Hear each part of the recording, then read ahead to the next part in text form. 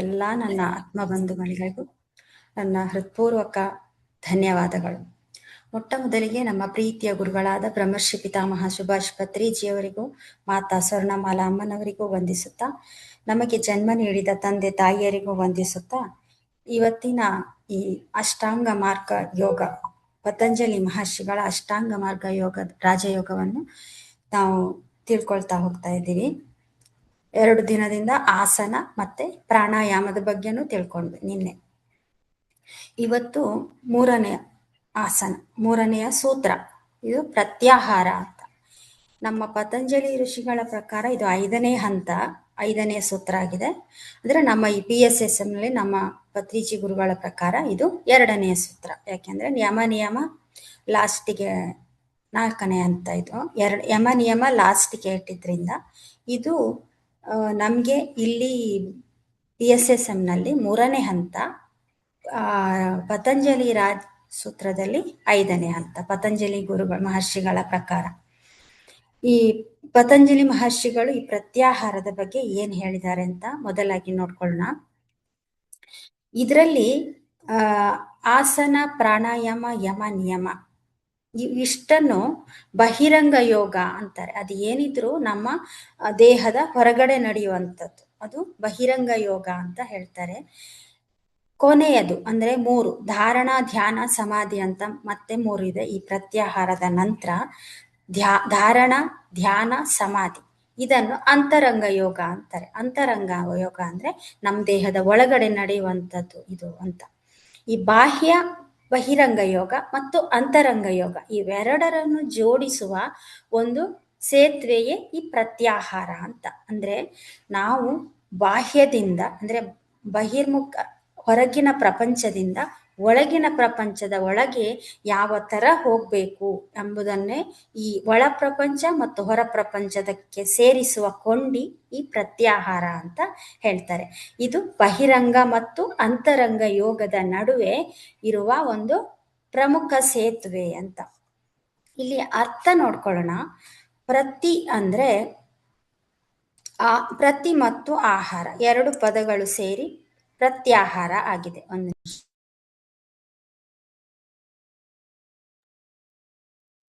ಇಲ್ಲಿ ಆಹಾರ ಅಂದ್ರೆ ಈ ಪ್ರತಿ ಅಂದ್ರೆ ಆಹಾರಕ್ಕೆ ಇನ್ನೊಂದು ಆಲ್ಟರ್ನೇಟ್ ಸೋರ್ಸ್ ಅಂತ.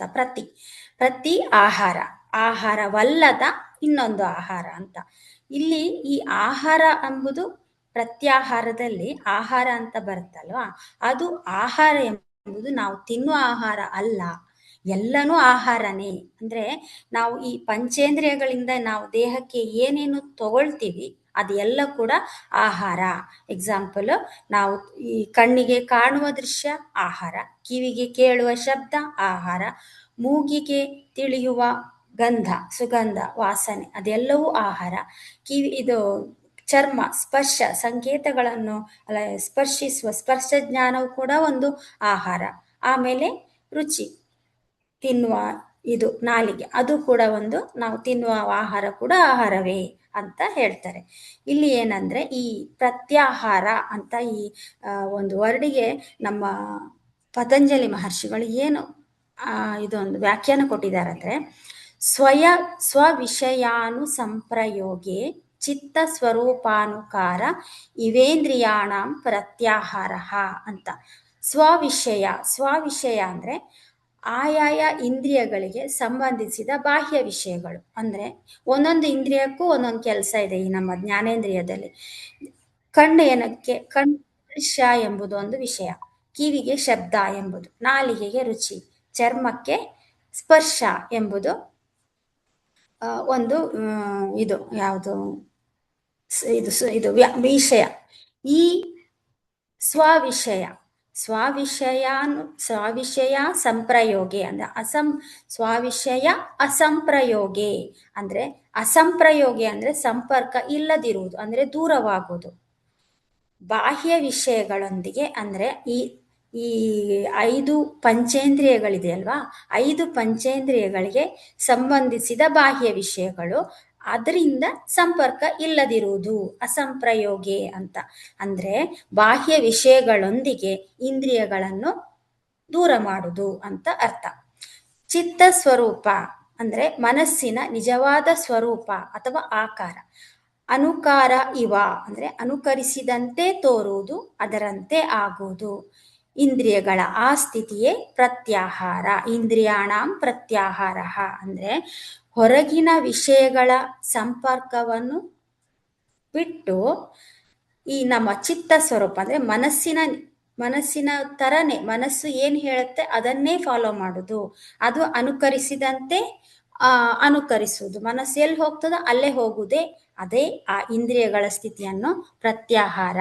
ಅಂದ್ರೆ ಯಾವಾಗ ಕಣ್ಣು, ಕಿವಿ, ಮೂಗು ಮುಂತಾದ ನಮ್ಮ ಪಂಚೇಂದ್ರಿಯಗಳು ತಮಗೆ ಸಹಜವಾದ ಬಾಹ್ಯ ವಿಷಯದೊಂದಿಗೆ ಅಂದ್ರೆ ಶಬ್ದ, ಸ್ಪರ್ಶ, ರೂಪ, ರಸ, ಗಂಧ ಇಷ್ಟನ್ನು ಅವುಗಳಿಗೆ ಪ್ರತಿಯೊಂದಕ್ಕೂ ಒಂದೊಂದು ವಿಷಯ ಇದೆಯಲ್ಲ, ಅವುಗಳಿಗೆ ಸಂಬಂಧಿಸಿದ ಹೊರ ಜಗತ್ತಿನ ವಿಷಯದೊಂದಿಗೆ ಸಂಪರ್ಕ ಕಳೆದುಕೊಂಡು ಹೊರಗೆ ಅಲೆಯುವುದನ್ನು ನಿಲ್ಲಿಸುತ್ತದೆಯೋ ಮತ್ತು ಸಂಪೂರ್ಣವಾಗಿ ಒಳಮುಖವಾಗಿ ನಮ್ಮ ಚಿತ್ತ ಅಥವಾ ಮನಸ್ಸಿನ ಸ್ವರೂಪವನ್ನೇ ಪಡೆದುಕೊಳ್ಳುತ್ತದೆ, ಅದೇ ಪ್ರತ್ಯಾಹಾರ. ಅಂದ್ರೆ ಹೊರಗೆ ಬಾಹ್ಯ ವಸ್ತು ವಿಷಯಗಳಿಂದ ಈ ನಮ್ಮ ಪಂಚೇಂದ್ರಿಯಗಳು ಎಲ್ಲವೂ ದೂರ ಬಂದು ಒಳಮುಖವಾಗಿ ನಮ್ಮ ಮನಸ್ಸಿನ ಪ್ರಕಾರ ನಡೆಯುತ್ತದೆ, ಆ ಸ್ವರೂಪವನ್ನು ತಾಳುತ್ತವೆ. ಅದಕ್ಕೇನೆ ನಾವು ಪ್ರತ್ಯಾಹಾರ ಅಂತ ಹೇಳ್ತೀವಿ. ಇಂದ್ರಿಯಗಳಿಗೆ ಅವುಗಳ ಇಷ್ಟದ ಬಾಹ್ಯ ಆಹಾರವನ್ನು ನೀಡದೆ ಅವುಗಳನ್ನು ಒಳಮುಖ ಮಾಡಿಸುವುದು. ಇಂದ್ರಿಯಗಳಿಗೆ ಇಷ್ಟ ಯಾವುದು? ಒಂದೊಂದು, ಈ ಕಣ್ಣಿಗೆ ಒಳ್ಳೆ ಒಳ್ಳೆ ದೃಶ್ಯಗಳನ್ನು ನೋಡಕ್ಕೆ ಇಷ್ಟ, ನಾಲಿಗೆಗೆ ಒಳ್ಳೆ ಒಳ್ಳೆ ರುಚಿಗಳನ್ನು ಸವಿಯಲಿಕ್ಕೆ ಇಷ್ಟ, ಕಿವಿಗೆ ಒಳ್ಳೆ ವಿಷಯಗಳು, ಕೆಟ್ಟ ವಿಷಯಗಳು ಎಲ್ಲಾನು ಇಷ್ಟನೇ. ಈಗ ಇಂದ್ರಿಯಗಳಿಗೆ ಒಳ್ಳೆ ವಿಷಯ ಕೆಟ್ಟ ವಿಷಯ ಅಂತ ಗೊತ್ತಿರಲ್ಲ, ಬಟ್ ಆ ಎಲ್ಲ ವಿಷಯಗಳನ್ನು ಅವುಗಳಿಗೆ ಇಷ್ಟದ ಬಾಹ್ಯ ಆಹಾರವೇ ಅವುಗಳಿಗೆ ಇಷ್ಟ, ಅದನ್ನು ನೀಡದೆ ಅವುಗಳನ್ನು ಒಳಮುಖ ಮಾಡುವುದೇ ಪ್ರತ್ಯಾಹಾರ. ನಮ್ಮ ಇಂದ್ರಿಯಗಳೊಂದಿಗೆ ನಾವು ಲೌಕಿಕ ವಸ್ತುಗಳಿಂದ ಸಂಕೇತಗಳನ್ನು ಗ್ರಹಿಸುತ್ತೇವೆ ಮತ್ತು ಅದನ್ನು ಆಂತರಿಕ ವಸ್ತುಗಳಿಗೆ ಹರಡುತ್ತೇವೆ. ಅಂದ್ರೆ ಏನಂದ್ರೆ ಏನೇ ಆದ್ರೂ ನಾವು ಈ ಪಂಚೇಂದ್ರಿಯಗಳಿಂದ ಹೊರ ವಿಷಯಗಳನ್ನು ಗ್ರಹಿಸಿ ಮನಸ್ಸಿನ ಒಳಗೆ ತೆಗೆದುಕೊಳ್ತೇವೆ. ಅಂದ್ರೆ ಇಲ್ಲಿ ಈ ಮನಸ್ಸು ಎಂಬುದು ಇಂದ್ರಿಯಗಳ ಹಿಂದೆ ಹೋಗ್ತಾ ಇದೆ ಅಂತ ಆಯ್ತು.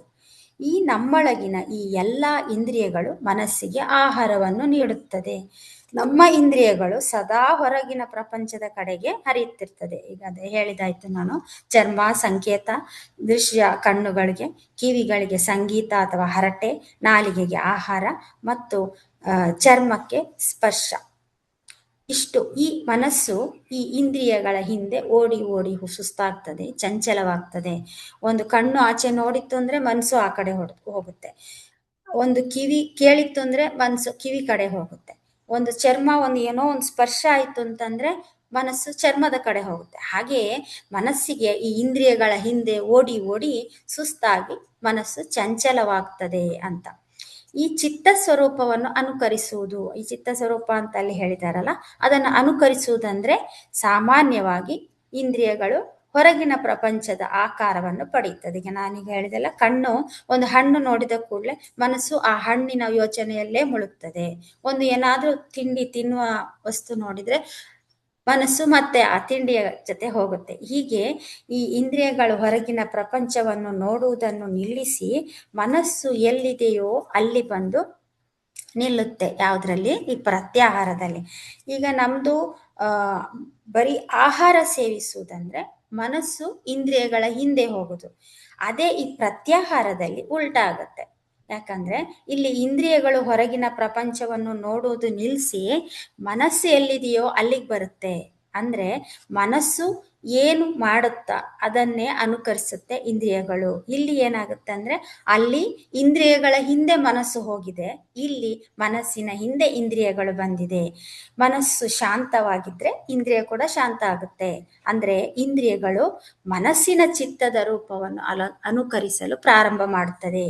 ನಾವು ಒಳಗಡೆ ಹೋದಾಗ ಮನಸ್ಸು ಏನಂತದೋ ಅದೇ ತರ ಇಂದ್ರಿಯಗಳು ಆದ್ರೆ ಹಿಂದೆ ಇರುತ್ತೆ. ಹೊರ ಪ್ರಪಂಚದಲ್ಲಿ ಇಂದ್ರಿಯಗಳ ಹಿಂದೆ ಮನಸ್ಸಿದ್ರೆ ಒಳ ಪ್ರಪಂಚದಲ್ಲಿ ಮನಸ್ಸಿನ ಹಿಂದೆ ಇಂದ್ರಿಯಗಳು ಇರುತ್ತೆ ಅಂತ ಇಲ್ಲಿ ಹೇಳ್ತಾರೆ. ಅಂದ್ರೆ ಇಂದ್ರಿಯಗಳು ಮನಸ್ಸನ್ನು ಹೊರ ಪ್ರಪಂಚದಲ್ಲಿ ಕಂಟ್ರೋಲ್ ಮಾಡಿದ್ರೆ ಮನಸ್ಸು ಇಂದ್ರಿಯಗಳನ್ನು ಒಳ ಪ್ರಪಂಚದಲ್ಲಿ ಕಂಟ್ರೋಲ್ ಮಾಡುತ್ತದೆ ಅಂತ. ಇದಕ್ಕೊಂದು ಒಳ್ಳೆ ಉದಾಹರಣೆ ಕೊಟ್ಟಿದ್ದಾರೆ. ಈ ಒಂದು ಜೇನುಗೂಡು ಇರ್ತದೆ. ಜೇನುಗೂಡಲ್ಲಿ ರಾಣಿ ಜೇನ್ನೊಣ ಇರುತ್ತೆ. ಎಲ್ಲಿ ಈ ರಾಣಿ ಜೇನು ಹೋಗಿ ಕುತ್ಕೊಳ್ತದೆಯೋ ಎಲ್ಲ ಜೇನುನೊಣಗಳು ಕೂಡ ಅದರ ಸುತ್ತಲೂ ಕುತ್ಕೊಳ್ಳುತ್ತೆ. ನಮ್ಗೆ ಅದು ಗೊತ್ತಿರೋದೆ. ರಾಣಿ ಜೇನ್ನೊಣ ಹಾರಿದ್ರೆ ಇವುಗಳು ಹಾರ್ತವೆ, ಅದು ಕುಳಿತರೆ ಇದು ಕುಳಿತದೆ. ಇಲ್ಲಿ ಮನಸ್ಸು ಎಂಬುದು ರಾಣಿ ಜೇನ್ನೊಣ. ಈ ಮನಸ್ಸು ಎನ್ನುವುದು ನಮ್ಮ ಇಂದ್ರಿಯಗಳು ಉಳಿದ ಜೇನ್ನೊಣಗಳಿದ್ದಂತೆ. ಮನಸ್ಸು ಎಂಬುದು ರಾಣಿ ಜೇನು, ಇಂದ್ರಿಯಗಳು ಉಳಿದ ಇಂದ್ರಿಯಗಳು, ಇದು ಉಳಿದ ಜೇನ್ನೊಣ. ಈ ಉಳಿದ ಜೇನ್ನೊಣ ಈ ರಾಣಿ ಜೇನ್ನೊಣದ ಜೊತೆನೇ ಬಂದು ಕೂತ್ಕೊಳ್ಳೋದು ಅಂದ್ರೆ ಇಂದ್ರಿಯಗಳು ಮನಸ್ಸಿನ ಜೊತೆನೇ ಬಂದು ಕೂತ್ಕೊಳ್ಳುತ್ತದೆ. ಅಂದ್ರೆ ನಾವು ಸಾಧಕ ಅಂದ್ರೆ ಯೋಗಿಯೊಬ್ಬ ಯೋಗಾಭ್ಯಾಸದ ಅಂದ್ರೆ ಧ್ಯಾನದ ಮೂಲಕ ತನ್ನ ಮನಸ್ಸನ್ನು ಆಂತರಿಕವಾಗಿ ಭಗವಂತನಲ್ಲೋ ಅಥವಾ ಆತ್ಮದಲ್ಲೋ ಸ್ಥಿರಗೊಳಿಸಿದಾಗ ಇಂದ್ರಿಯಗಳು ಕೂಡ ರಾಣಿ ನೊಣವನ್ನು ಅನುಕರಿಸುವ ಜೇನು ನೊಣಗಳಂತೆ ತಾವಾಗಿಯೇ ಬಾಹ್ಯ ಪ್ರಪಂಚವನ್ನು ಬಿಟ್ಟು ಮನಸ್ಸಿನ ಒಳಗೆ ಬಂದು ಲೀನವಾಗುತ್ತದೆ. ಇನ್ನೊಂದು ಎಕ್ಸಾಂಪಲ್ ನಮ್ಮ ಇವರು ಭಗವದ್ಗೀತೆಯಲ್ಲಿ ಶ್ರೀಕೃಷ್ಣ ಹೇಳಿದಾಗೆ, ಆಮೆ ತನಗೆ ಅಪಾಯ ಎದುರಾದಾಗ ತನ್ನ ಕಾಲು ತಲೆಗಳನ್ನು ಚಿಪ್ಪಿನ ಒಳಗೆ ಎಳೆದುಕೊಳ್ಳುತ್ತದೆ.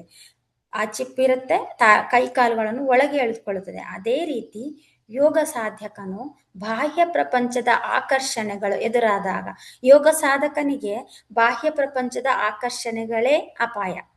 ಅದು ಎದುರಾದಾಗ ಆ ಯೋಗ ಸಾಧಕ ಏನ್ ಮಾಡ್ತಾನೆ ಅಂದ್ರೆ ತನ್ನ ಇಂದ್ರಿಯಗಳನ್ನು ತಕ್ಷಣವೇ ಒಳಗೆ ಎಳೆದುಕೊಳ್ಳುವ ಸಾಮರ್ಥ್ಯ ಹೊಂದಿರಬೇಕು. ಏನೇ ಅಪಾಯ, ಏನೇ ಒಂದು ನನಗೆ ಬೇಡದ ಆ ಯೋಗ ಸಾಧನೆಗೆ ಅಡ್ಡಿಯಾಗುವ ಯಾವುದೇ ಇಂದ್ರಿಯಗಳ ಮುಖಾಂತರ ಬರುವ ವಿಷಯಗಳನ್ನು ಅವನು ಏನ್ ಮಾಡಬೇಕು, ಅದನ್ನು ತಕ್ಷಣವೇ ಆ ಥರದ ಪ್ರಪಂಚದ ಆಕರ್ಷಣೆಗಳು ಎದುರಾದಾಗ, ಆ ಥರದ ಒಂದು ಸನ್ನಿವೇಶ ಬಂದಾಗ ಆ ಇಂದ್ರಿಯಗಳನ್ನು ತಕ್ಷಣವೇ ತನ್ನ ಒಳಗೆ ಎಳೆದುಕೊಳ್ಳುವ ಸಾಮರ್ಥ್ಯ ಹೊಂದಿರಬೇಕು. ಒಟ್ಟಿನಲ್ಲಿ ಹೇಳುವುದಾದರೆ ಹೊರಗಿನ ಆಹಾರವನ್ನು ಕಟ್ ಮಾಡಿ ಅದಕ್ಕೆ ಪ್ರತಿಯಾಗಿ ಬೇರೆ ಆಹಾರವನ್ನು ತೆಗೆದುಕೊಳ್ಳುವುದೇ ಪ್ರತ್ಯಾಹಾರ. ಹೊರಗಿನ ಯಾವ ಆಹಾರವನ್ನು ತಗೊಳ್ಬಾರ್ದು, ಅದರ ಬದಲು ಒಳಗಿನ ಆಹಾರ ಅಂತ ಹೇಳ್ತಾರೆ. ಈ ಒಳಗಿನ ಆಹಾರ ಯಾವುದು ಎಲ್ಲ ಅಂದ್ರೆ ಧ್ಯಾನ ಅನುಭವಗಳು ಆಗಿರ್ಬೋದು, ಜ್ಞಾನ ಸಂಪಾದನೆ, ಜ್ಞಾನ ಕೂಡ ಆಗಿರ್ಬೋದು. ಎಷ್ಟೋ ಮಹರ್ಷಿಗಳು, ಎಷ್ಟೋ ನಮಗೆ ಎಲ್ಲ ನಮ್ಮ PSSM ಒಂದು ಸಂಸ್ಥೆಯಲ್ಲಿ ಎಲ್ಲರ ಅನುಭವಗಳನ್ನು ಕೇಳಿರ್ತೀವಿ. ಅದರಲ್ಲಿ ಆ ಅನುಭವಗಳಲ್ಲಿ ಜ್ಞಾನವೂ ಇರುತ್ತೆ, ಮತ್ತೆ ಈ ಅನುಭವಗಳು, ಧ್ಯಾನದ ಅನುಭವಗಳು ಇರುತ್ತೆ. ಅದನ್ನು ನಾವು ಇದು ಪ್ರತ್ಯಾಹಾರ ಅಂತ ಹೇಳ್ತೇವೆ. ಆಮೇಲೆ ನಮಗೆ ಸಿಗುವ ಕಾಸ್ಮಿಕ್ ಎನರ್ಜಿ ಕೂಡ ಒಂದು ಪ್ರತ್ಯಾಹಾರವೇ, ವಿಶ್ವಮಯ ಪ್ರಾಣಶಕ್ತಿ ಕೂಡ ಪ್ರತ್ಯಾಹಾರವೇ ಅಂತ ಹೇಳ್ತಾರೆ.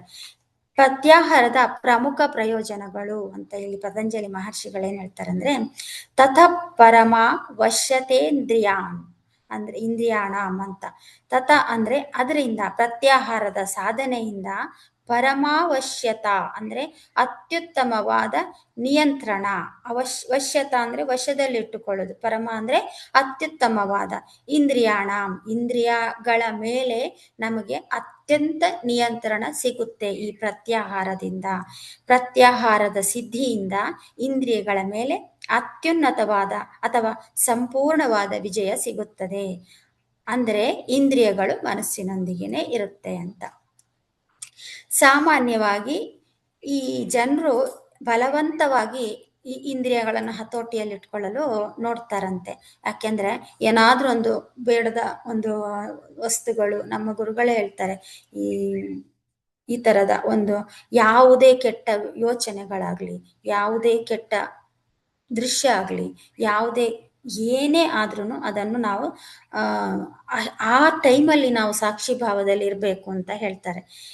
ಏನ್ ಮಾಡ್ತಾರೆ, ಸಾಮಾನ್ಯ ಜನರು ಬಲವಂತವಾಗಿ ಇಂದ್ರಿಯ, ಯಾವ್ದನ್ನು ನೋಡ್ಬಾರ್ದಂತೆ, ಕೆಟ್ಟದನ್ನು ನೋಡ್ಬಾರ್ದು, ಕೆಟ್ಟದನ್ನ ಆಡ್ಬಾರ್ದು, ಯೋಚನೆ ಮಾಡ್ಬಾರ್ದು ಅಂತ ಹೇಳಿಬಿಟ್ಟು ಇಂದ್ರಿಯಗಳನ್ನು ಬಲವಂತವಾಗಿ ಬೇಡಪ್ಪ ನಮ್ಗೆ ಅಂತ ಹೇಳಿ ಸುಮ್ಮನೆ ಕಿವಿ ಮುಚ್ಚೋದು, ಕಣ್ಣು ಮುಚ್ಚೋದು, ಆ ಥರ ಮಾಡ್ತಾರೆ. ಆದ್ರೆ ಇದು ಆ ವಿಷಯ, ಮನಸ್ಸಿನಲ್ಲಿ ಆ ವಿಷಯಗಳ ಬಗ್ಗೆ ಆಲೋಚನೆ ಇದ್ದೇ ಇರುತ್ತೆ. ಒಂದು ಏನೋ ಒಂದು ನಾವು ದೃಶ್ಯ, ಬೇಡದ ದೃಶ್ಯ ನೋಡಿದ್ರು ಅಂತ ಕಣ್ಣು ಮುಚ್ಚಿಕೊಂಡ್ರೆ ಆ ದೃಶ್ಯ ಮನ್ಸಲ್ಲಿ ಇರಲ್ವಾ? ಇದ್ದೇ ಇರುತ್ತೆ. ಅದೇ ತರ ನಾವು ಏನೇ ಯೋಚನೆ ಮಾಡಬಾರ್ದಪ್ಪ ಅಂತ ಹೇಳಿದ್ರೆ ಯೋಚನೆ ಬಂದೇ ಬರುತ್ತೆ. ಅದು ಏನೇ ಆದ್ರೂ ನಮ್ಗೆ ಆ ಮನಸ್ಸಿನಲ್ಲಿ ಅದನ್ನು ನಿಯಂತ್ರಿಸಲಿಕ್ಕೆ ಸಾಧ್ಯ ಇಲ್ಲ. ಇದು ನಿಜವಾದ ಪ್ರತ್ಯಾಹಾರ ಅಲ್ಲ. ಆದ್ರೆ ಪ್ರತ್ಯಾಹಾರ ಎಂಬುದು ಸಿದ್ಧಿಸಿದಾಗ ಈ ಒಂದು ಕಂಟ್ರೋಲ್ ಎಂಬುದು ನಿಜವಾದದಲ್ಲ. ನಾವು ಈಗ ಕಣ್ಣು ಮುಚ್ಚೋದಾಗ್ಲಿ, ಯೋಚನೆ ಕೆಟ್ಟ ಯೋಚನೆ ಮಾಡಬಾರ್ದು ಎಂಬುದು ನಿಜವಾದ ಒಂದು ನಿಯಂತ್ರಣ ಅಲ್ಲ, ಕಂಟ್ರೋಲ್ ಅಲ್ಲ. ಆದ್ರೆ ಮನಸ್ಸಿನಲ್ಲಿ ಆ ವಿಷಯಗಳ ಬಗ್ಗೆ ಇದ್ದೇ ಇರ್ತದೆ ಆಸೆ. ಇದನ್ನು ನಿಜವಾದ ನಿಯಂತ್ರಣ ಎನ್ನಲಾಗುವುದಿಲ್ಲ.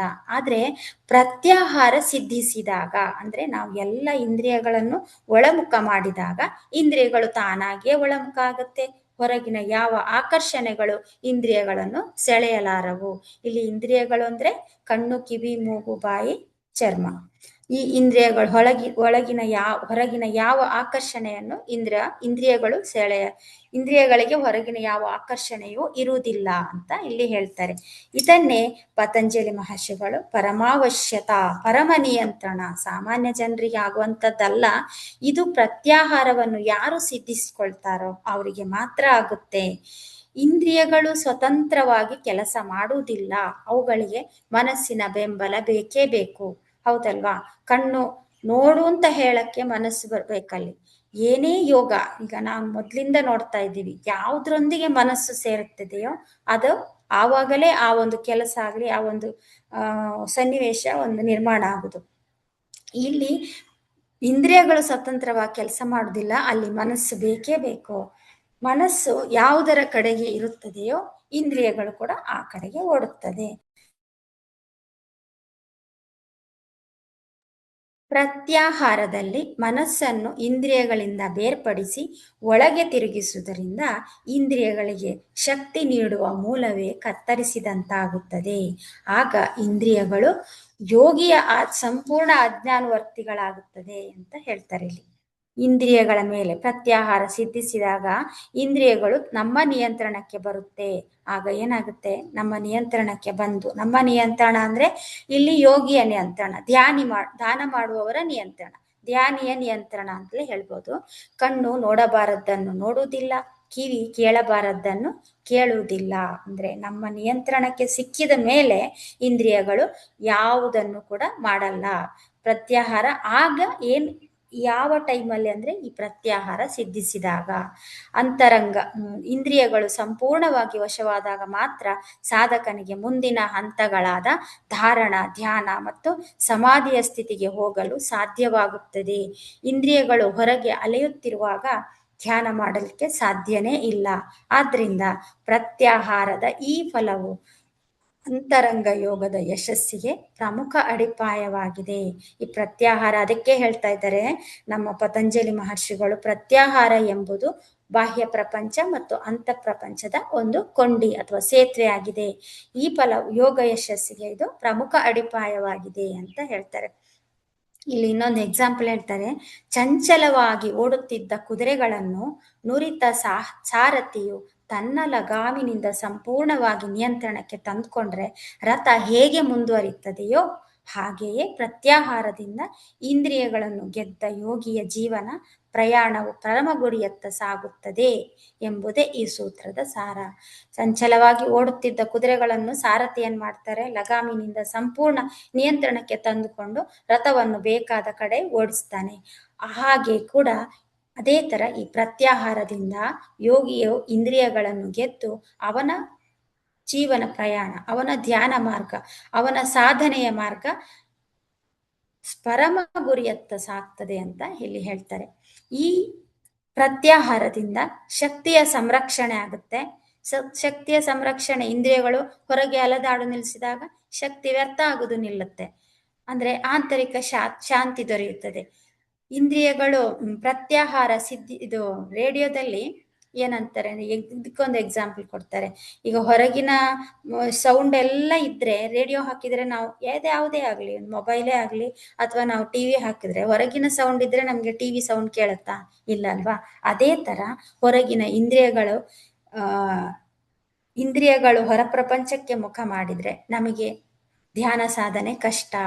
ಅದಕ್ಕೆ ಹೊರಗಿನ ಜಗತ್ತಿನ ಸ್ವಿಚ್ ಆಫ್ ಮಾಡಿ ಒಳಗಿನ ಜಗತ್ತಿನ ಸ್ವಿಚ್ ಆನ್ ಮಾಡುವುದೇ ಪ್ರತ್ಯಾಹಾರ ಅಂತ ಹೇಳ್ತಾರೆ. ಈ ಎಲ್ಲ ಯೋಚನೆಗಳು ಒಬ್ಬ ವ್ಯಕ್ತಿಯು ಚೆನ್ನಾಗಿ ಉಸಿರಾಟದತ್ತ ಗಮನ ಕೇಂದ್ರೀಕರಿಸಿದಾಗ ಎಲ್ಲ ಆಲೋಚನೆಗಳು ಕಳೆದು ಹೋಗುತ್ತವೆ. ಈ ಎಲ್ಲ ಆಲೋಚನೆಗಳು ಹೋದಾಗ ನಿರ್ವಿಷಯ ಸ್ಥಿತಿ ಬಂದಾಗ ನಾವು ಆಂತರಿಕ ವಿಷಯಗಳನ್ನು ನೋಡಲು ಕೇಳಲು ಸಾಧ್ಯವಾಗುತ್ತದೆ. ಆದ್ದರಿಂದ ಇದನ್ನು ಪ್ರತ್ಯಾಹಾರ ಎನ್ನುತ್ತದೆ. ನಾವು ಈ ಉಸಿರಾಟದ ಮೇಲೆ ಗಮನ ಕೇಂದ್ರೀಕರಿಸಬೇಕು. ಇದನ್ನು ಅಭ್ಯಾಸ ಮಾಡಿದರೆ ನಾವು ಆಂತರಿಕ ವಿಷಯಗಳನ್ನು ನೋಡುತ್ತೇವೆ ಮತ್ತು ನಾವು 4ನೇ ಹಂತವಾದ ಧಾರಣಕ್ಕೆ ಪ್ರವೇಶ ಮಾಡುತ್ತೇವೆ ಅಂತ ಇಲ್ಲಿ ಹೇಳ್ತಾರೆ. ಈ ಏಕಾಗ್ರತೆ ಅಂದ್ರೆ ನಾವು ಆಂತರಿಕ ವಿಷಯಗಳನ್ನು ಅಂದ್ರೆ ನಮ್ಮ ಆಂತರಿಕ ಇಂದ್ರಿಯಗಳನ್ನು ನೋಡುವಾಗ ನಾವು ಏನ್ ಮಾಡಬೇಕು? ಕಣ್ಣು ಮುಚ್ಚಿ ಕುತ್ಕೊಳ್ಬೇಕು. ಕಣ್ಣು ಮುಚ್ಚಿ ಉಸಿರಾಟದ ಮೇಲೆ ಗಮನ ಕೇಂದ್ರೀಕರಿಸಿದಾಗ ಮರ, ಮೋಡ, ಬೆಳಕು, ನಕ್ಷತ್ರ ಹೀಗೆ 10 ಹಲವು ದೃಶ್ಯಗಳನ್ನು ನೋಡುತ್ತೇವೆ. ಕಣ್ಣು ಮುಚ್ಚಿ ಕುತ್ಕೋಬೇಕು. ಈ ನಾವು ಈ ಪ್ರತ್ಯಾಹಾರವನ್ನು ಸಿದ್ಧಿಸಬೇಕಾದ್ರೆ ನಮಗೆ ಈ ಕಣ್ಣು ಮುಚ್ಚಿ ಕುತ್ಕೊಂಡು ಉಸಿರಾಟದ ಮೇಲೆ ಗಮನ ಹರಿಸಿದಾಗ ಈ ಎಲ್ಲ ಅನುಭವಗಳು ನಮಗೆ ಆಗ್ಲಿಕ್ಕೆ ಶುರು ಆಗ್ತವೆ. 10 ಹಲವು ದೃಶ್ಯಗಳನ್ನು ನಾವು ನೋಡುತ್ತೇವೆ. ಈ 10 ಹಲವು ದೃಶ್ಯ ಈ ಧ್ಯಾನ ಎಂಬುದು ಸಿದ್ಧಿಸ್ತದೆ. ಆವಾಗ ನಮಗೆ ಈ ಧ್ಯಾನಕ್ಕೆ ನಾವು ಒಂದು ದಾರಿ ಹೊರಗಿನ ಪ್ರಪಂಚ ಅಂದ್ರೆ ಕಣ್ಣು ಒಂದು ಬಾಹ್ಯ ಆಧಾರ, ಇನ್ನೊಂದು ಆಂತರಿಕ ಆಧಾರ ಅಂತ. ಈ ಧ್ಯಾನ ಮಾಡಬೇಕಾದ್ರೆ ಯಾವುದೋ ಒಂದು ಆಧಾರ, ಯಾವುದೋ ಒಂದು ವಸ್ತು ಅಥವಾ ಯಾವುದೋ ಒಂದು ಮಂತ್ರ, ಈ ತರದ ಒಂದು ಇದನ್ನು ನಾವು ಅಳವಡಿಸ್ಕೊಳ್ಬೇಕು. ಅಂದ್ರೆ ಈ ಹೊರಗಿನ ಬಾಹ್ಯ ಆಧಾರ ಅಂದ್ರೆ ಹೊರ ಪ್ರಪಂಚದ್ದು ಏನಾದ್ರೂ ಇದ್ರೆ, ಈಗ ಮಂತ್ರವೋ ಅಥವಾ ಒಂದು ದೃಶ್ಯವನ್ನು ನಾವು ಮನಸ್ಸಿನಲ್ಲಿ ಇಟ್ಕೊಂಡು ಅದರನ್ನೇ ನಾವು ಅದರ ಬಗ್ಗೆ ಅದಕ್ಕೇನೆ ಕಾನ್ಸಂಟ್ರೇಷನ್ ಮಾಡೋದು ಬಾಹ್ಯ ಆಧಾರ. ಆಂತರಿಕ ಆಧಾರ ಅಂದ್ರೆ ಸಂಪೂರ್ಣವಾಗಿ ದೇಹದ ಒಳಗಿನ ಕ್ರಿಯೆಗಳ ಮೇಲೆ ಮನಸ್ಸನ್ನು ಕೇಂದ್ರೀಕರಿಸುವುದು. ದೇಹದ ಒಳಗೆ ಯಾವುದಾದ್ರೂ ಒಂದು ಕ್ರಿಯೆಯ ಮೇಲೆ ಮನಸ್ಸನ್ನು ಕೇಂದ್ರೀಕರಿಸುವುದು. ಈ ಆಂತರಿಕ ಆಧಾರವನ್ನೇ ನಮ್ಮ ಗುರುಗಳು ಉಸಿರಿನ ಮೇಲೆ ಗಮನ ಅಂತಾರೆ. ಆಂತರಿಕ ಆಧಾರ ಇಲ್ಲಿ ನಮ್ಮ ಉಸಿರನ್ನು ಕೇಂದ್ರೀಕರಿಸಿದ್ದಾರೆ. ಅದಕ್ಕೋಸ್ಕರ ಇಲ್ಲಿ ಈ ನಮ್ಮ ಗುರುಗಳು ಇದು ಪತಂಜಲಿ ಮಹರ್ಷಿಗಳು ಹೇಳಿರೋದು. ಇಲ್ಲಿಗ ನಮ್ಮ ಗುರುಗಳು ಏನಂತಾರೆ ಈ ಪ್ರತ್ಯಾಹಾರದ ಬಗ್ಗೆ ಅಂತ ಕೇಳೋಣ. ಅದೇ ಈಗ ಬಾಹ್ಯಾಧಾರ ಮತ್ತು ಆಂತರಿಕ ಆಧಾರದಲ್ಲಿ ನಮ್ಮ ಗುರುಗಳು ಈ ಉಸಿರಿನ ಮೇಲೆ ಗಮನ ಕೊಡು ಅಂದ್ರೆ ಆಂತರಿಕ ಆಧಾರವನ್ನು ತಗೊಂಡಿದ್ದಾರೆ. ಇಲ್ಲಿ ಏನಾಗುತ್ತೆ ಅಂದ್ರೆ ಇವರು ನಮ್ಮ ಗುರುಗಳು ಏನ್ ಹೇಳ್ತಾರಂದ್ರೆ, ಪ್ರತಿಯೊಬ್ಬ ಆಧ್ಯಾತ್ಮಿಕ ಸಾಧಕನ ದಿನನಿತ್ಯದ ಪ್ರಾಯೋಗಿಕ ಜೀವನ ಶೈಲಿ ಮತ್ತು ಇದನ್ನು ಮತ್ತಷ್ಟು ಆಳವಾಗಿ ಅರ್ಥ ಮಾಡಿಕೊಳ್ಳಲು ಕೆಲವು ಸಿದ್ಧಾಂತ ನೋಡೋಣ ಅಂತ ನಮ್ಮ ಗುರುಗಳು ಹೇಳ್ತಾರೆ. ಈ ಆಹಾರ ಎಂಬುದು ತಿನ್ನುವುದು ಅಲ್ಲ. ಆಹಾರ ಎಂಬ ಪದಕ್ಕೆ ವಿಶಾಲವಾದ ಅರ್ಥ. ಇದನ್ನೇ ಹೇಳ್ತಾ ಇದ್ದಾರೆ ಅವರು ಕೂಡ. ನಮ್ಮ 5 ಇಂದ್ರಿಯಗಳ ಮೂಲಕ ನಾವು ಒಳಗೆ ತೆಗೆದುಕೊಳ್ಳುವುದು ಪ್ರತಿಯೊಂದು ಆಹಾರವೇ. ಪ್ರತ್ಯಾಹಾರ ಎಂದರೆ ಇಂದ್ರಿಯಗಳಿಗೆ ತಪ್ಪು ಆಹಾರ ಅಂದ್ರೆ ಪ್ರತಿ ಆಹಾರ. ಈ ಇಂದ್ರಿಯಗಳದ್ದು ಏನು ಗ್ರಹಿಸ್ತಾವ ಈ ಇಂದ್ರಿಯಗಳು, ಅದರದ್ದು ಇನ್ನೊಂದು ಇದು ಅದಕ್ಕೆ ಪ್ರತಿಯಾಗಿ ಸೇವಿಸುವ ಆಹಾರ. ಈ ಇಂದ್ರಿಯಗಳಿಗೆ ತಪ್ಪು ಆಹಾರ ಅಂದ್ರೆ ನಕಾರಾತ್ಮತೆ, ಗಾಸಿಪ್, ಹಿಂಸೆ, ಅತಿಯಾದ ಭೋಗ ಸಿಗದಂತೆ ತಡೆದು ಅಂದ್ರೆ ಈ ಪ್ರತ್ಯಾಹಾರ ಎಂಬುದನ್ನು ಪಾಲಿಸಿದಾಗ ಇಂದ್ರಿಯಗಳು ಏನ್ ನೋಡ್ಬೇಕು ಅದನ್ನು ನೋಡ್ತವೆ, ಏನ್ ತಿನ್ಬೇಕು ಅದನ್ನು ತಿಂತವೆ, ಏನು ಸ್ಪರ್ಶಿಸ್ಬೇಕು, ಏನು ವಾಸನೆ ನೋಡ್ಬೇಕು, ಏನು ಕೇಳಬೇಕು ಅದನ್ನಷ್ಟೇ ಕೇಳ್ತದೆ. ಅಂದ್ರೆ ಈ ನಕಾರಾತ್ಮಕ ಅಂಶಗಳನ್ನು ಈ ಇಂದ್ರಿಯಗಳಿಗೆ ಸಿಗದಂತೆ ತಡೆದು ಅವುಗಳನ್ನು ಶುದ್ಧೀಕರಿಸುವುದು.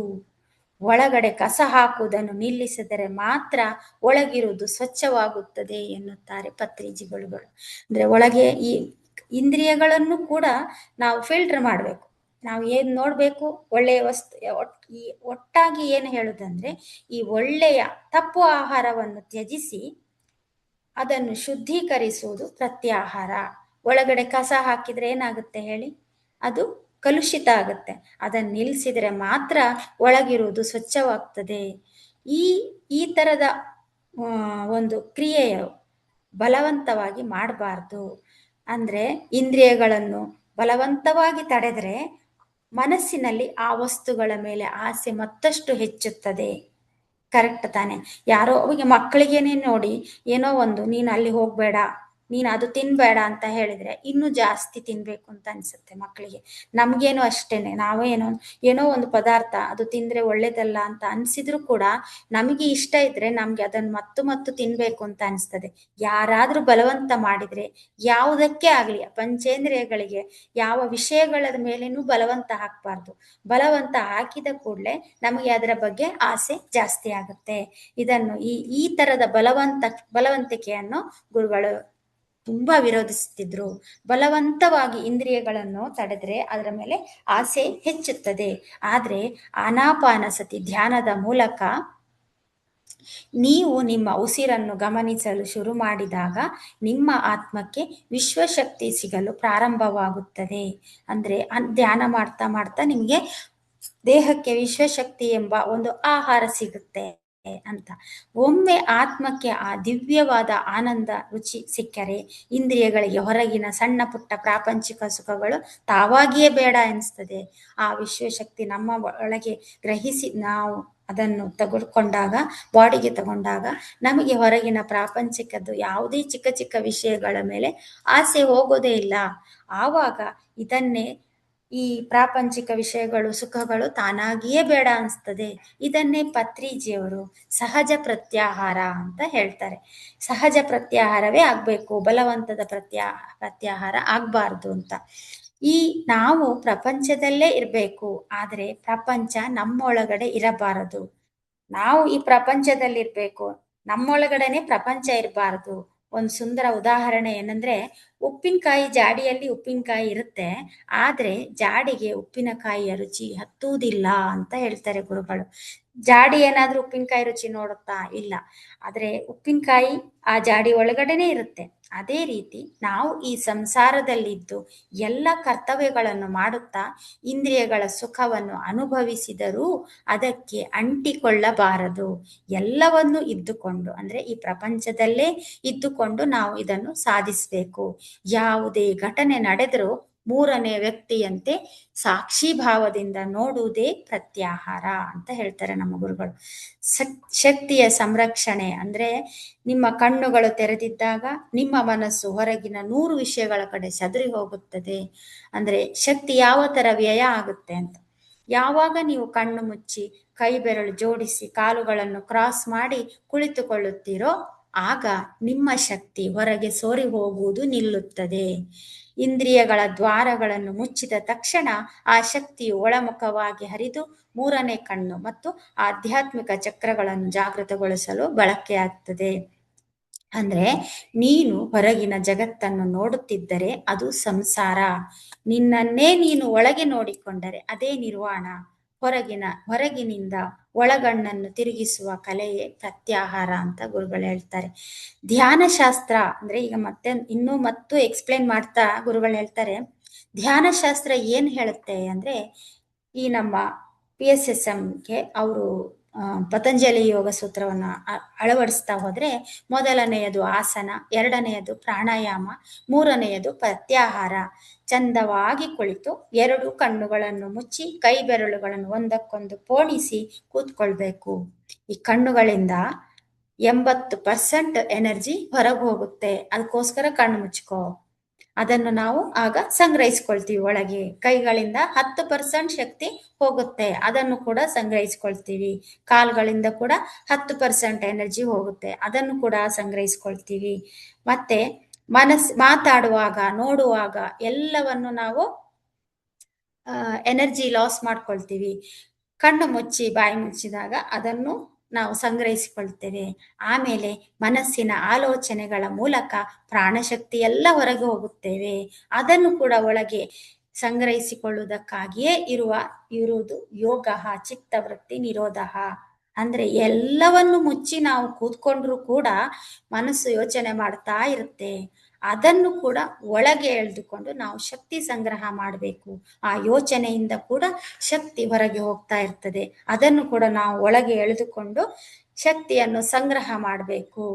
ಯೋಗ ಚಿತ್ತವೃತ್ತಿ ನಿರೋಧ ಅಂತ ಹೇಳ್ತಾರೆ. ಯೋಗ ಎಂದರೆ ಚಿತ್ತ ವೃತ್ತಿಯನ್ನು ನಿರೋಧಿಸುವುದು. ಚಿತ್ತ ಅಂದ್ರೆ ಮನಸ್ಸು, ವೃತ್ತಿ ಅಂದ್ರೆ ಕೆಲಸ, ಮನಸ್ಸಿನ ಕೆಲಸವನ್ನು ನಿರೋಧಿಸುವುದು, ಶಾಂತ ಮಾಡುದು. ನೀನು ಏನೂ ಕೆಲಸ ಮಾಡಬೇಡ, ನೀನು ಸುಮ್ನಿರು ಅಂತ ಹೇಳಿ ಮನಸ್ಸಿಗೆ ನಾವು ಒಂದು ಆದೇಶವನ್ನು ಕೊಡುವುದೇ ಯೋಗ ಚಿತ್ತವೃತ್ತಿ ನಿರೋಧ. ಅದು ಹೇಗೆ ನಿರೋಧಿಸಲ್ಪಡುತ್ತದೆ? ಆ ಮನಸ್ಸಿನ ಒಂದು ಯೋಚನೆಗಳು ಹೇಗೆ ನಿರೋಧಿಸಲ್ಪಡುತ್ತದೆ ಅಂದ್ರೆ ಸೆಕೆಂಡ್ ಯಾವುದು ನಾವು ನಿನ್ನೆ ಹೇಳಿರೋದು ಪ್ರಾಣಾಯಾಮದ ಮೂಲಕ. ಪ್ರಾಣಾಯಾಮದ ಮೂಲಕ ಚಿತ್ತವೃತ್ತಿ ನಿರೋಧವಾಗುತ್ತದೆ. ಅಂದ್ರೆ ನಾವು ಉಸಿರಿನ ಕಡೆಗೆ ಗಮನ ಕೊಟ್ಟಾಗ ನಮ್ಮ ಯೋಚನೆಗಳು ಉಸಿರಿಗೆ ಬಂದು ನಿಲ್ಲುತ್ತೆ. ಚಿತ್ತವೃತ್ತಿ ನಿರೋಧವಾದಾಗ ಬಹಿರ್ಮುಖತೆ ಅಂದ್ರೆ ಹೊರಗಿನ ಪ್ರಪಂಚದ ಕಡೆ ಗಮನ ಮನಸ್ಸು ಗಮನ ಹೋಗುತ್ತೆ. ಇಲ್ಲವಾದಾಗ ಮತ್ತು ಅಂತರ್ಮುಖತೆ ಪ್ರತ್ಯಕ್ಷವಾದಾಗ ಆ ಅಂತರ್ಮುಖ ಸ್ಥಿತಿಯನ್ನೇ ಪ್ರತ್ಯಾಹಾರ ಅಂತ ಹೇಳ್ತೀವಿ. ಮೂರನೇ ಸ್ಥಿತಿ ಯಾವಾಗ ಹೊರಗಿರುವ ಅಂದ್ರೆ ಈಗ ಈ ಯೋಚನೆಗೆ ಹೇಳ್ತಾ ಇರೋದವರು ಯಾವಾಗ ಹೊರಗಿರುವ ಗಂಡ ಹೆಂಡತಿ ಮಕ್ಕಳು ಮನೆ ಆಸ್ತಿ ಸಂಪತ್ತು ಹೆಸರು MLA MP chief minister prime minister ಎಂಬುದೆಲ್ಲ ಅಂದ್ರೆ ಪರಪ್ರಪಂಚದ ಸ್ಥಿತಿ ಅದೆಲ್ಲ ಮರೆಯಾಗುತ್ತದೆಯೋ ಆಗ ಅಂದ್ರೆ ನಾನು ಯಾರು ಎಂಬ ಒಂದು ವಿಷಯ ಅದು ಮರೆಯಾಗಬೇಕು. ಆಗ ಏನಾಗುತ್ತೆ ಅಂದ್ರೆ ಒಳಗಿನ ವಿಷಯಗಳನ್ನು ನೋಡಲು ಪ್ರಾರಂಭಿಸ್ತೀವಿ. ನಮ್ಗೆ ಹೊರಗಿನ ಪ್ರಪಂಚದ ಒಂದು ಅರಿವೇ ಇಲ್ಲದೆ ನಾವು ಧ್ಯಾನ ಸ್ಥಿತಿಯಲ್ಲಿ ಕೂತ್ಕೊಂಡಾಗ ನಾವು ಒಳಗಿನ ಪ್ರಪಂಚಕ್ಕೆ ಎಂಟ್ರಿ ಆಗ್ತೀವಿ. ಒಳಗಿನ ವಿಷಯವನ್ನು ಕೇಳಲು ಪ್ರಾರಂಭಿಸ್ತೀವಿ, ನೋಡಲು ಪ್ರಾರಂಭಿಸ್ತೀವಿ. ಒಳಗೆ ಸಂಚಾರ ಪ್ರಾರಂಭ ಆಗುತ್ತೆ. ಆ ಒಳಗಿನ ವಿಷಯಗಳನ್ನು ನೋಡುವುದು, ಒಳಗಿನ ವಿಷಯಗಳನ್ನು ಕೇಳುವುದು ಅಂದ್ರೆ ಆ ಫ್ರೀಕ್ವೆನ್ಸಿಯಲ್ಲಿ ಒಳಗಿನ ವಿಷಯಗಳ ಫ್ರೀಕ್ವೆನ್ಸಿ ಹೊರಗಿನ ವಿಷಯಗಳಿಗೆ ಸಂಬಂಧವೇ ಇಲ್ಲ. ಆ ಫ್ರೀಕ್ವೆನ್ಸಿಯಲ್ಲಿ ನಾವು ಏನ್ ಮಾಡ್ತೀವಿ ಅಂದ್ರೆ ಹೊರಗಿನ ಫ್ರೀಕ್ವೆನ್ಸಿಯಲ್ಲಿ ಇಲ್ಲದ ವಿಷಯಗಳು ಅಂದ್ರೆ ವಿಬ್ಜಾರ್ ಅಂದ್ರೆ ಕಣ್ಣಿಗೆ ಕಾಣುವ ಬಣ್ಣ. ನಮಗೆ ಕಣ್ಣಿಗೆ ಕಾಣದ ಬಣ್ಣಗಳು ಕೂಡ ನಾವು ಬಣ್ಣಗಳನ್ನು ನೋಡ್ತೀವಿ ಒಳಗಿನ ಪ್ರಪಂಚದಲ್ಲಿ. ಅದು ಈ ವಿಬ್ಜಾರ್ ಫ್ರೀಕ್ವೆನ್ಸಿಯಲ್ಲಿ ಇರುವುದನ್ನು ಮಾತ್ರ ಭೌತಿಕ ಶರೀರ ನೋಡುತ್ತೆ. ನಾನ್ ವಿಬ್ಜಾರ್ ಸ್ಥಿತಿಯಲ್ಲಿ ಇರುವುದನ್ನು ಅಂದ್ರೆ ಈ ವಿಬ್ಜಾರ್ ಈ 7 ಬಣ್ಣಗಳಲ್ಲದೆ ಕಣ್ಣಿಗೆ ಕಾಣದ ನಾನ್ ವಿಬ್ಜಾರ್ ಸ್ಥಿತಿಯನ್ನು ನಾನ್ ವಿಬ್ಜಾರ್ ಫ್ರೀಕ್ವೆನ್ಸಿಯನ್ನು ಈ ಅಂತರ್ ಪ್ರಪಂಚದಲ್ಲಿ ನೋಡುವುದು, ಗ್ರಹಿಸುವುದು, ರಿಸೀವ್ ಮಾಡುವುದೇ ಪ್ರತ್ಯಾಹಾರ. ಅಂದ್ರೆ ಕಣ್ಣಿಗೆ ಕಾಣದ ಹೊರ ಪ್ರಪಂಚಕ್ಕೆ ಸಂಬಂಧಿಸಿದ ಎಲ್ಲ ವಿಷಯಗಳು ನಮಗೆ ಧ್ಯಾನದಲ್ಲಿ ಅನುಭವ ಆದ್ರೆ ಅದುವೇ ನಮ್ಗೆ ಪ್ರತ್ಯಾಹಾರ. ಈ ಬಹಿರ್ಮುಖತೆ ಇಲ್ಲವಾದಾಗ ಅಂತರ್ಮುಖತೆ ಪ್ರತ್ಯಕ್ಷವಾಗುತ್ತೆ. ಹೊರ ಪ್ರಪಂಚದಿಂದ ಸಂಪರ್ಕವನ್ನು ಕಟ್ ಮಾಡಿ ಅಂತರ್ ಪ್ರಪಂಚಕ್ಕೆ ನಾವು ಕಾಲಿಟ್ಟಾಗ ಈ ಅಂತರ್ಮುಖತೆ ಅಂತ ಒಂದು ಪ್ರತ್ಯಕ್ಷವಾಗುತ್ತದೆ. ಏನಾಗುತ್ತೆ ಅವಾಗ ಅಂದ್ರೆ ಮೆಲ್ಲಗೆ ಸಣ್ಣ ಬಿಂದುವಿನಿಂದ ಶುರುವಾಗಿ ಮೆಲ್ಲಗೆ ವಿಶ್ವದರ್ಶನ ನಮಗೆ ತಿಳಿಯುತ್ತದೆ ಅಂತ ನಮ್ಮ ಗುರುಗಳು ಹೇಳ್ತಾರೆ. ಮೊಟ್ಟ ಮೊದಲಲ್ಲಿ ಎಲ್ಲವೂ ಕತ್ತಲೆಯಾಗಿ ಕಾಣುತ್ತದೆ. ಕೊನೆಯಲ್ಲಿ ಎಲ್ಲೋ ಒಂದು ಕಡೆ ಸಣ್ಣ ಬಿಂದು, ಒಂದು ಸಣ್ಣ ಬಿಳಿಯ ಬೆಳಕು ಕಾಣುತ್ತದೆ. ಮೆಲ್ಲಗೆ ಆ ಬೆಳಕು ದೊಡ್ಡದಾಗುತ್ತಾ ಇಡೀ ಸ್ಕ್ರೀನ್ ಅನ್ನು ಆವರಿಸುತ್ತದೆ. ರಂಗಿನ ಬಣ್ಣಗಳು ಬರುತ್ತವೆ. ಮರಗಳು, ಬೆಟ್ಟಗಳು, ಗುಡ್ಡಗಳು, ಕಣಿವೆಗಳು ಎಲ್ಲವೂ ಕಾಣಿಸುತ್ತವೆ. ಯಾವಾಗ ಇದಕ್ಕೆ ಸಾಧನೆ ಅಗತ್ಯ, ನಿರಂತರ ಸಾಧನೆ ಬೇಕು. ಏಕಾಗ್ರತೆ ಅಂದ್ರೆ ದೀಕ್ಷೆಯಿಂದ ಸಾಧನೆ ಮಾಡಬೇಕು ಅಂತ ಹೇಳ್ತಾರೆ ಗುರುಗಳು. ಈಗ ಸಂಗೀತದಲ್ಲಿ ವೀಣೆ ಕಲಿಬೇಕೆಂದ್ರೆ ಎಷ್ಟು ಸಾಧನೆ ಮಾಡಬೇಕು? ವರ್ಷಾನ್ಗಟ್ಲೆ ಕಲಿಬೇಕು ಅಲ್ವಾ? ಅದೇ ತರ ಕೊಳಲು ನುಡಿಸ್ಬೇಕಂದ್ರೆ ಎಷ್ಟು ಕಷ್ಟ ಪಡಬೇಕು? ಕ್ರಿಕೆಟ್ ಕಲಿಬೇಕಂದ್ರೆ ಎಷ್ಟು ಕಷ್ಟ ಪಡ್ಬೇಕಂದ್ರೆ ಹೊರ ಪ್ರಪಂಚದ ಎಕ್ಸಾಂಪಲ್ಸ್ ಕೊಡ್ತಾ ಇದ್ದಾರೆ. ಹಾಗೆಯೇ ಈ ರೀತಿ ನಾನು ತೆಲುಗು ಮಾತಾಡ್ಬೇಕು, ಈ ತರ ಅವರು ತೆಲುಗಲ್ಲಿ ಕೊಡ್ತಾ ಇರೋದು ಈ ವಿಡಿಯೋ ಸಂದೇಶಗಳನ್ನು. ಈ ತೆಲುಗು ಮಾತಾಡ್ಬೇಕಾದ್ರೆ ನಾನು ಚಿಕ್ಕಂದಿನಿಂದಲೂ ಶಾಲೆಗೆ ಹೋಗಿ ಇಷ್ಟು ವರ್ಷ ಕಲೀಲಿಲ್ಲ ಅಂದ್ರೆ ನನ್ಗೆ ತೆಲುಗು ಬರ್ತಾ ಇತ್ತಾ ಅಂತ ಅವರೇ ಕೇಳ್ತಾರೆ. ಬರ್ತಾ ಇರ್ಲಿಲ್ಲ ಅಲ್ವಾ? ಆದ್ರಿಂದಲೇ ನಾವು ಇಷ್ಟೊಂದನ್ನು ಕಲಿತೇವೆ. ಕ್ರಿಕೆಟ್, ಸಂಗೀತ, ತೆಲುಗು, ಇಂಗ್ಲಿಷ್ ಕಲಿತೇವೆ. ಅದೇ ತರ ಧ್ಯಾಸವನ್ನು ಕಲಿಬೇಕು. ಅಂದ್ರೆ ಶ್ವಾಸದ ಮೇಲೆ ಧ್ಯಾಸವನ್ನು ನಾವು ಅಭ್ಯಾಸ ಮಾಡ್ತಾ ಇವೆಲ್ಲಕ್ಕೂ ನಮಗೆ ಒಂದು ಸ್ಪಷ್ಟತೆ ಬರುತ್ತೆ. ನನ್ನ ಫ್ರೆಂಡ್ಸ್, ಮೈ ಡಿಯರ್ ಫ್ರೆಂಡ್ಸ್ ಅಂತ ಸಂಬೋಧಿಸಿ ಮೊಟ್ಟ ಮೊದಲನೆಯದು ಆಸನ, ಎರಡನೆಯದು ಪ್ರಾಣಾಯಾಮ, ಮೂರನೆಯದು ಪ್ರತ್ಯಾಹಾರ ಅಂತ ಹೇಳ್ತಾರೆ. ಅಂದ್ರೆ ಒಳಗಿನ ವಿಷಯಗಳು ಕಾಣಿಸುವುದು, ಬೆಟ್ಟ ಗುಡ್ಡ ಕಣಿವೆ ಜಲಪಾತ ಪ್ರಕೃತಿಯ ವಿಷಯಗಳು, ಸುಂದರವಾದ ಪ್ರಕೃತಿಯ ವಿಷಯಗಳು ನಮ್ಮ ಧ್ಯಾನದಲ್ಲಿ ಕಾಣ್ತವೆ. ಕೂತ್ಕೊಳ್ತಾ ಒಳಗಿನ ದೃಶ್ಯಗಳು ಕಾಣಿಸುವುದು ಮತ್ತು ಒಳಗಿನಿಂದಲೇ ಜ್ಞಾನ ಸ್ವೀಕರಿಸಿದೆಯಲ್ಲ, ಅದು ಪ್ರತ್ಯಾಹಾರ. ಒಳಗಿನಿಂದಲೇ ಜ್ಞಾನ ಸ್ವೀಕಾರ ಮಾಡುವುದೇ ಪ್ರತ್ಯಾಹಾರ ಅಂತ ಹೇಳ್ತಾರೆ. ಈ ಆಹಾರ ಅಂದ್ರೆ ತಿನ್ನುವ ವಸ್ತು, ಅದೇ ಪ್ರತ್ಯಾಹಾರ ಅಂದ್ರೆ ಅಪೋಸಿಟ್, ವಿರೋಧಿ. ಅಂದ್ರೆ ತಿನ್ನುವ ಆಹಾರಕ್ಕೆ ವಿರೋಧವಾದುದೇ ಈ ಪ್ರತ್ಯಾಹಾರ. ಅಂದ್ರೆ ನಾವು ಈಗ ಹೊರಗಿನಿಂದ ವಿಷಯವನ್ನು ಗ್ರಹಿಸುತ್ತೇವೆ. ಆ ಮರ ನೋಡ್ತಾ ಇದ್ದೀವಿ, ನಿಮ್ಮನ್ನೆಲ್ಲ ನಾನು ನೋಡ್ತಾ ಇದ್ದೀವಿ, ಹೊರಗಿನ ಶಬ್ದಗಳು ಕೇಳುತ್ತೆ, ಇದೆಲ್ಲ ಜ್ಞಾನೇಂದ್ರಿಯಗಳಿಗೆ ಆಹಾರ. ಅದನ್ನೇ ಈ ಪತಂಜಲಿ ಮಹರ್ಷಿಗಳು ಏನ್ ಹೇಳಿದ್ದಾರೆ ಅದನ್ನು ಅವರು ಸ್ಪಷ್ಟೀಕರಣ ಕೊಡ್ತಾ ಇದ್ದಾರೆ. ಅದಕ್ಕೆ ರೂಪಗಳ ಮೂಲಕ ಈ ಜ್ಞಾನೇಂದ್ರಿಯಗಳಿಗೆ ಆಹಾರ ಬರಬೇಕು. ಇದನ್ನು ಪ್ರತಿ ಆಹಾರ ಎನ್ನುತ್ತೇವೆ. ಪ್ರತಿ ಎಂದರೆ ಅಪೋಸಿಟ್. ಹೊರಗಿನಿಂದ ನನಗೆ ಆಹಾರ ಬೇಡ, ನನಗೆ ಆಹಾರ ಒಳಗಿನಿಂದ ಬೇಕು ಅಂತ ಇಲ್ಲಿ ಹೇಳ್ತಾರೆ. ಅಂದ್ರೆ ಈ ಒಳಗಿನಿಂದ ಆಹಾರ ಬೇಕು ಅಂತಾದ್ರೆ ನಾನು ಕಣ್ಣು ಮುಚ್ಚಿದ್ರೆ ಮಾತ್ರ ಸಾಧ್ಯ. ಕಣ್ಣು ಮುಚ್ಚಿ ಉಸಿರು ಗಮನಿಸಿದ್ರೆ ಮಾತ್ರ ನಮಗೆ ಒಳಗಿನ ಆಹಾರ ಸಿಗುತ್ತೆ. ಕಣ್ಣು ಮುಚ್ಚಿದ್ರೆ ಏನ್ ಕಾಣ್ತಾನೆ? ಕೃಷ್ಣ ಕಾಣಿಸ್ತಾನೆ. ನನ್ನ ತೀರಿ ಹೋದ ತಾಯಿ ತಂದೆಗಳು ಕಾಣಿಸ್ತಾರೆ. ಅವರು ನಮ್ಮ ಜೊತೆ ಮಾತಾಡ್ತಾರೆ. ಎಕ್ಸಾಂಪಲ್ ಕೊಡ್ತಾರೆ ಗುರುಗಳು. ನಚಿಕೇತ ಕತೆ ಹೇಳ್ತಾರೆ. ನಚಿಕೇತ ಯಮಧರ್ಮರಾಯನ ಹತ್ರ ಕೇಳ್ತಾನಂತೆ, ಸತ್ತ ನಂತರ ಏನಾಗುತ್ತೆ ಸ್ವಾಮಿ ಅಂತ ಕೇಳ್ತಾನಂತೆ. ಆಗ ಧರ್ಮರಾಯನಿಗೆ ತುಂಬಾ ಒಂಥರ ಆಶ್ಚರ್ಯಚಕಿತನಾಗಿ, ಇಷ್ಟು ಸಣ್ಣ ಮಗು, ಇಷ್ಟು ಚಿಕ್ಕ ಮಗು, ನೀನು ಸತ್ತ ನಂತರ ಏನಾಗುತ್ತೆ ಅಂತ ಕೇಳ್ತಾ ಇದ್ದಾನಲ್ಲ, ಅದೆಲ್ಲ ಯಾಕೆ? ನಿಂಗೆ ಒಳ್ಳೊಳ್ಳೆ ಸೌಭಾಗ್ಯ ಕೊಡ್ತೀನಿ, ಐಶ್ವರ್ಯ ಕೊಡ್ತೀನಿ ಅಂತ ಹೇಳ್ತಾನಂತೆ. ನಿಂಗೆ ಅದೆಲ್ಲ ಬೇಡ ಅಂತ. ಇಲ್ಲ, ನಂಗೆ ಆತ್ಮಜ್ಞಾನನೇ ಬೇಕು ಅಂತ ನಚಿಕೇತ ಹೇಳ್ತಾನೆ. ಆ ಒಂದು ಚಿಕ್ಕ ವಯಸ್ಸಿನಲ್ಲಿ ಕೂಡ ನನಗೆ ಆತ್ಮಜ್ಞಾನ ಬೇಕು, ಸತ್ತ ನಂತರ ಏನಾಗುತ್ತೆ ಅಂತ ಕೇಳಿದಾಗ ಹೇಳು ಅಂತ ಹೇಳ್ತಾನೆ. ಅದಕ್ಕೆ ಅಂದ್ರೆ ಏನರ್ಥ? ನನ್ನ ತಂದೆ ಸತ್ತಿದ್ದಾರೆ, ನನ್ನ ಬಂಧು ಬಳಗದಲ್ಲಿ ದೇಹ ತ್ಯಾಗ ಮಾಡಿದವರು ಎಲ್ಲ ಎಲ್ಲಿ ಹೋಗ್ತಾರೆ? ಅವರನ್ನು ನೋಡ್ಬೇಕು, ಪ್ರತ್ಯಕ್ಷವಾಗಿ ನೋಡಿ ತಿಳಿಯಬೇಕು. ಅದಕ್ಕಾಗಿಯೇ ಈ ಧ್ಯಾನ ಶಾಸ್ತ್ರ. ಅವರು ನಚಿಕೇತನ ಎಕ್ಸಾಂಪಲ್ ಕೊಡ್ತಾರೆ. ಅದಕ್ಕೇನೆ ಮನುಷ್ಯ ಸತ್ತ ನಂತರ ಏನಾಗ್ತಾನೆ, ಇಂಥದೆಲ್ಲ ಪ್ರಶ್ನೆಗಳಿಗೆ ನಮ್ಗೆ ಉತ್ತರ ಸಿಗುವುದು ನಾವು ಧ್ಯಾನ ಸಾಧನೆ ಮಾಡಿದಾಗ ಮಾತ್ರ. ಈ ಪ್ರಪಂಚದಲ್ಲಿ, ಈ ಪ್ರಾಪಂಚಿಕ ಜೀವನದಲ್ಲಿ ಎಲ್ಲರೂ ಏನ್ ಕೇಳ್ತಾರೆ? ನನ್ನ ಮಗನಿಗೆ ಕೆಲಸ ಬೇಕು, ನನ್ನ ಹೆಂಡತಿಗೆ ಕೆಲಸ ಬೇಕು, ಏನು ಈ ಮಗಳ ಮದುವೆ ಹಾಕಬೇಕು, ಸಕಲ ಸೌಭಾಗ್ಯಗಳು ಬೇಕು ಅಂದೆಲ್ಲ ಕೇಳ್ತಾರೆ. ಆದ್ರೆ ಇದು ಯಾವುದು ನಿನಗೆ ಬೇಕಾಗಿಲ್ಲ. ನೀನು ಧ್ಯಾನ ಮಾಡು ಫಸ್ಟ್. ನೀನ್ ಧ್ಯಾನ ಮಾಡಿದ್ರೆ ನಿಂಗೆ ಎಲ್ಲವೂ ಲಭಿಸ್ತದೆ ಅಂತ ಹೇಳಿ ನಮ್ಮ ಗುರುಗಳು ಹೇಳ್ತಾರೆ. ಧ್ಯಾನಿ ಎಂಬುದು ಇಲ್ಲಿ ಧ್ಯಾನಿ, ನಿನ್ನೆ ಹೇಳಿದ್ದೀನಿ, ಈ ಧ್ಯಾನಿ ಯೋಗಿ ಆತರ ಡಿವೈಡ್ ಮಾಡುತ್ತಾ ಈ ಧ್ಯಾನಿಯನ್ನು ಪ್ರಾಣಾಯಾಮದಲ್ಲಿ ಇರುವವನು ವಾಯುಪುತ್ರನಾದ ಭೀಮನಿಗೆ ಹೋಲಿಸ್ತಾರೆ. ಮತ್ತೆ ಹನುಮಂತ ಆಂಜನೇಯನಿಗೆ ಧ್ಯಾನಿ ಎಂಬ ಪದವನ್ನು ಹೋಲಿಸ್ತಾರೆ.